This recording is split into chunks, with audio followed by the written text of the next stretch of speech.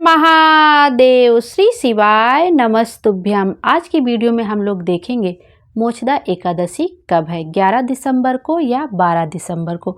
मोक्षदा एकादशी का पारण का शुभ मुहूर्त कब है, एकादशी पूजा की विधि क्या है, एकादशी पर कौन से कार्य नहीं करने चाहिए और मोक्षदा एकादशी का व्रत का इतना अधिक महत्व क्यों है, और मोक्षदा एकादशी के दिन तुलसी जी के क्यारे के पास हमें कौन सा उपाय करना चाहिए जिससे कि माँ लक्ष्मी की कृपा हम पर हो।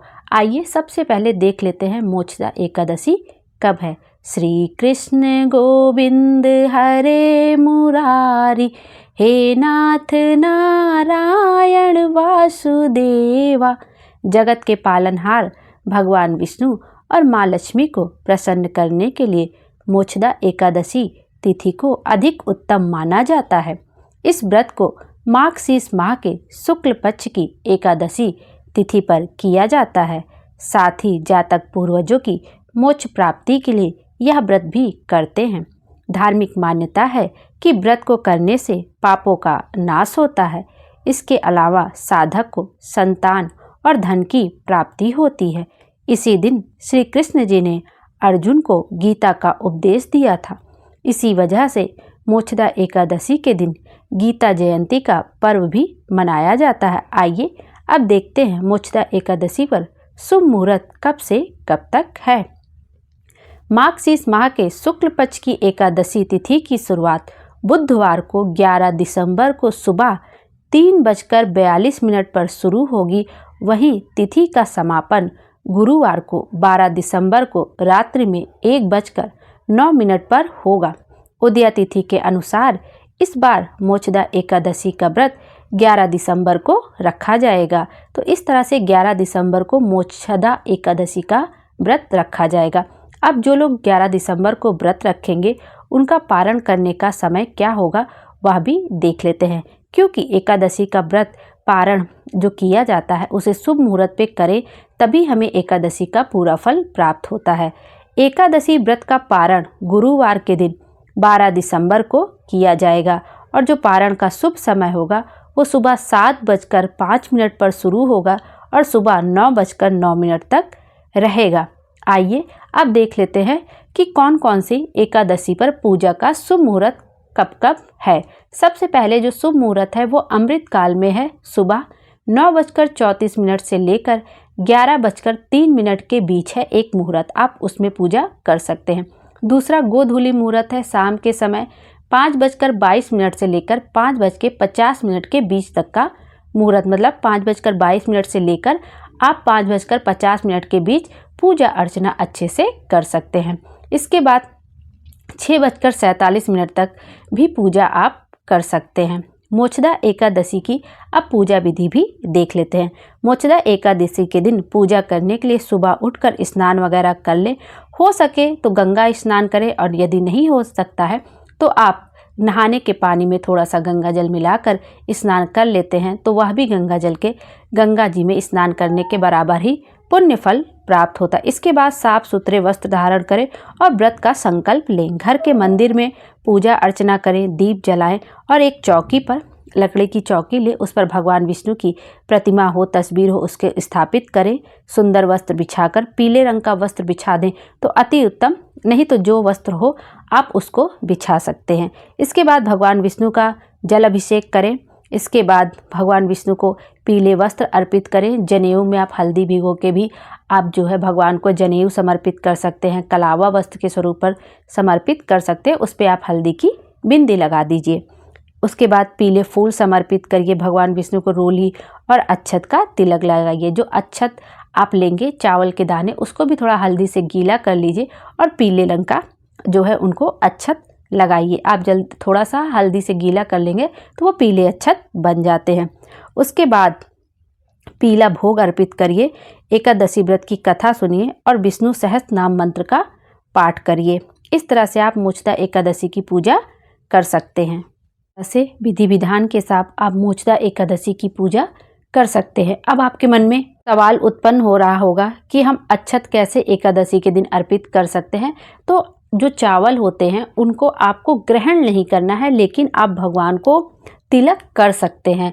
इतना पूजा पाठ में, इतने बड़े व्रत में यह सब नहीं लिया जाता है। एकादशी के दिन व्रत का मतलब जो चावल है तो उसका सेवन करना मना है। आप अक्षत के तौर पे भगवान को रेवड़ी और तिलक के तौर पर अक्षत समर्पित कर सकते हैं, टीका लगा सकते हैं। यदि आपके मन में आता है कि आपको नहीं लगाना है तो आप उसको अवॉइड भी कर दीजिए, सीधे आप रोली, चंदन ये सब लगा दीजिए। या आपके पास सफ़ेद तिल हो तो उसकी जगह सफ़ेद तिल समर्पित कर दीजिए। और अगर अक्षत आपका मन नहीं मानता है तो बिल्कुल मत समर्पित करिए। अब देखते हैं मोक्षदा एकादशी का व्रत का महत्व इतना ज़्यादा क्यों है।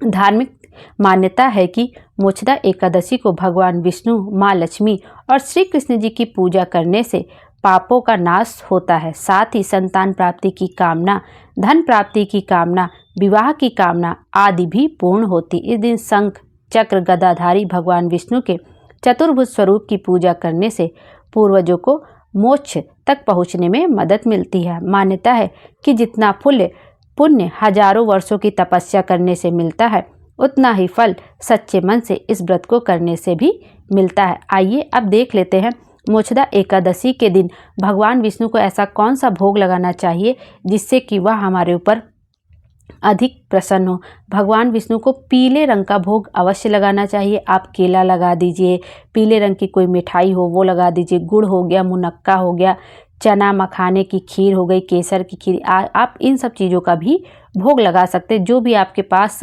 इसमें से मतलब आपके पास उपलब्ध हो, आप उन सब चीज़ों का भोग लगा दीजिए। जैसे पंजीरी बना सकते हैं आप, पंचामृत तो उन्हें बहुत अधिक पसंद है, आप पंचामृत से उनका अभिषेक भी कर सकते हैं, तो पंचामृत का भोग लगा दीजिए। यह कुछ चीज़ें होती हैं जो भगवान विष्णु को बहुत अधिक प्रिय है।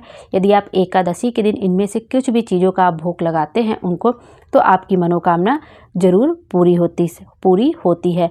और बाद में गरीबों में भी प्रसाद का वितरण थोड़ा बहुत अवश्य करना चाहिए। इससे उस प्रसाद को भगवान विष्णु तुरंत ही स्वीकार कर लेते हैं।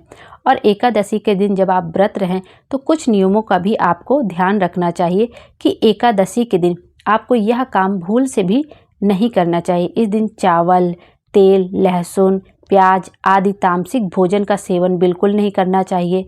नाखून, बाल काटने से परहेज करना चाहिए। पौराणिक मान्यताओं के अनुसार इस दिन माँ तुलसी जी भी निर्जला व्रत रखती हैं, तो इस दिन तुलसी माता को जल नहीं चढ़ाना चाहिए।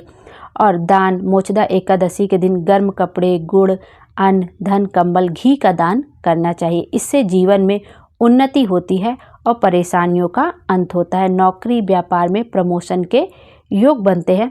तो आपको कुछ चीज़ें हैं जो बिल्कुल नहीं करनी चाहिए, और दान, धर्म, कर्म यह सब तो करना ही चाहिए। आपको मोक्षदा एकादशी के दिन बुरे विचारों को त्याग कर क्रोध व हिंसा नहीं करना चाहिए। वो तो हमें क्रोध, हिंसा, किसी से जलन, यह सब तो बिल्कुल भी नहीं करना चाहिए।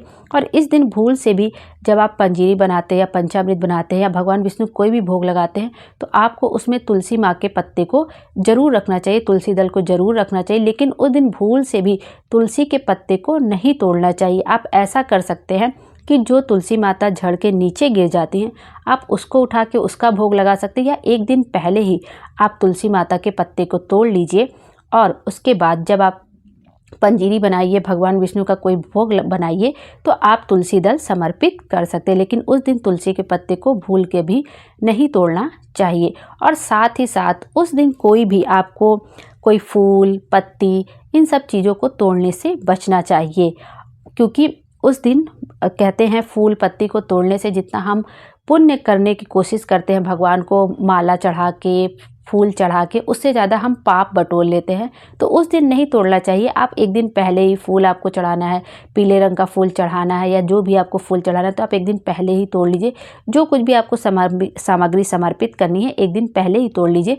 उस दिन फूल पत्ती को नहीं तोड़ना चाहिए। इस बात का आपको ध्यान रखना चाहिए।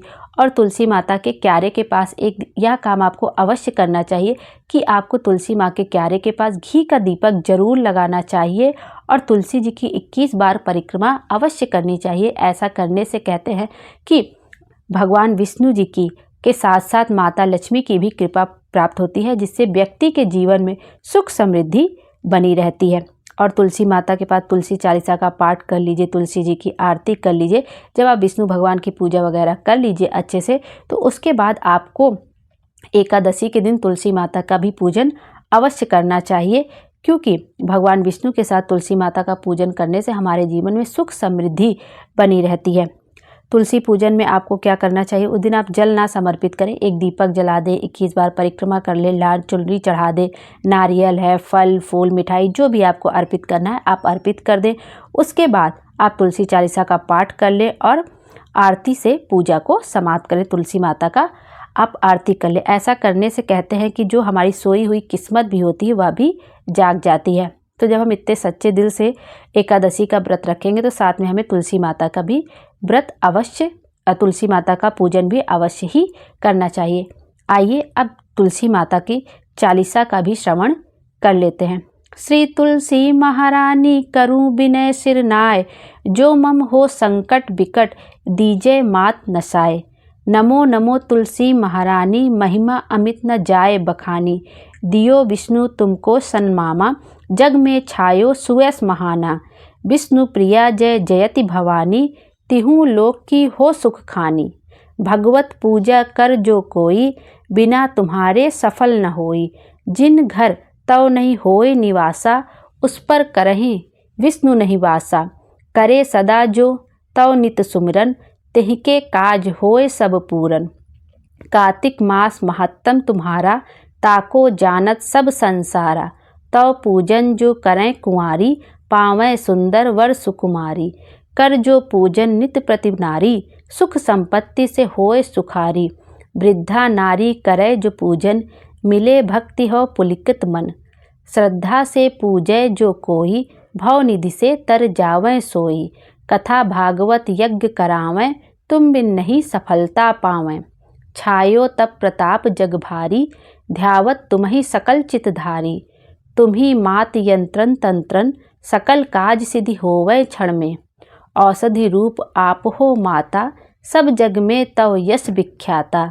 देव ऋषि मुनि औ तपधारी, करस सदा तव जय जयकारी।